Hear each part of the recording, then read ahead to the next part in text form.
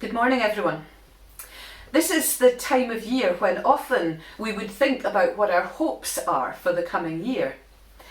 And I imagine that quite a lot of us are feeling as if our hopes for 2021 have already been dashed as we've been put back into lockdown. So that got me thinking about what should we as Christians be hoping for in the year ahead? What does God want us to hope for?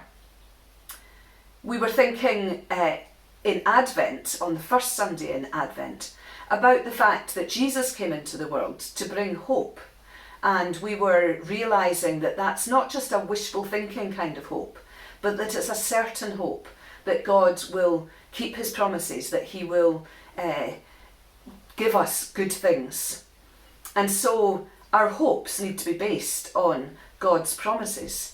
So it's good for us to remind ourselves of the many, many promises that God makes in the Bible. But you know, it's not just enough to know what God's promises are. For example, if we know that God says many, many times in the Bible that he will always be with us, we could know that fact, but then if we continue to live our lives maybe full of fear or worried about the future or trying to do things on our own, then we're not really trusting in that promise, are we? So it's important that we trust God's promises, but it's also important that we look out for, pay attention to how God is keeping his promises in our lives. So I have a little task for you to try over the next few days, and this is for everyone to do. I've prepared a document and it has some of God's promises on it. I'm going to put the link for this document into the comments on Facebook and YouTube so you can open it up and have a look at it yourself.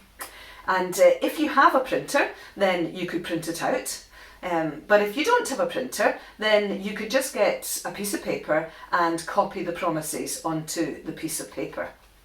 If you have printed the one that I've provided, then you might like to take a little bit of time to colour in the words or the illustrations. And as you're doing that, it'll help you to focus on the words and think a little bit about what they mean. But you don't have to colour them in.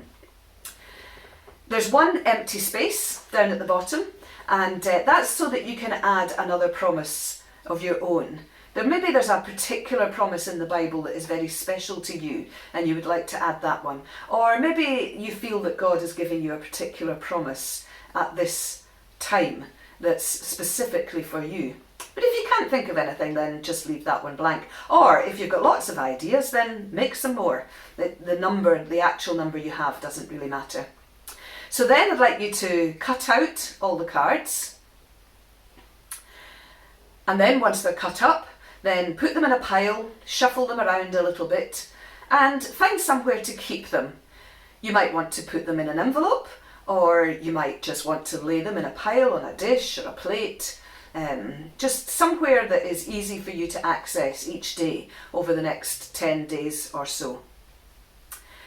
And then each morning, I'd like you to pick up the top card on the pile and have a look at it and read that first promise and use that as a basis for your prayers.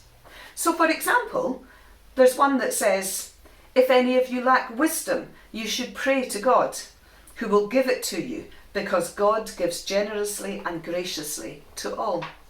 So you could pray about any particular decisions that you're going to have to make that day, or just things that you're going to be doing, and you could ask God to give you wisdom for those decisions and those activities in the day ahead. And then in the evening, before you go to bed, pick up the card again and read it again, and think about how God has kept that promise in your life that day. Think about all the things that you've done and said, and consider how God has kept that promise for you. And sometimes we just need to pay particular attention, don't we? Sometimes we can miss what God is doing in our lives. And you may be surprised at how God keeps these promises. But there may be some times where you can't see the answer to that particular promise.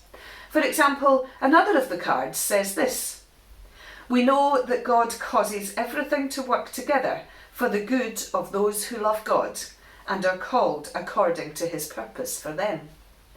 And it may be that at the end of one day, you're looking back at maybe the difficult situations that you've faced or things that have happened in your life, and you just can't see where God's goodness is in those things. And it may be that you have to wait a few weeks or a few months or maybe even a few years before you can really see how God has been keeping that promise in your life. But if you don't pay attention, then you'll never see it. We need to be looking out to see how God is working and how God is keeping his promises. So I hope that you'll find this little task helpful as you think ahead to the year ahead and think about what your hopes are and the promises that God has made, and pay attention to see how God is working in your life. And then remember to thank him for the answers that he gives you. When you reach the end of the 10 days, if you've been finding it helpful, then you can shuffle the cards up and use them again, or maybe make some new ones with some different promises. But the most important thing is for us to get into the habit of watching and noticing and seeing how God is at work in our lives and fulfilling his purposes and giving us hope in our lives. Our next song is one which talks about the promise that God is our protector, that he's there with us all the time. And it's a song that we used to sing quite often in children's church. And instead of just normal actions, it has sign language for it. And so maybe if the children are watching this morning, you could do the signing and show your parents how good you are at doing that. And as well as thinking about the fact that God has promised to be with us, it also is a prayer asking God to help us to trust him, to put our hope and our trust in him, that he will keep his promises to us. So let's sing together, Wonderful Lord, Wonderful God.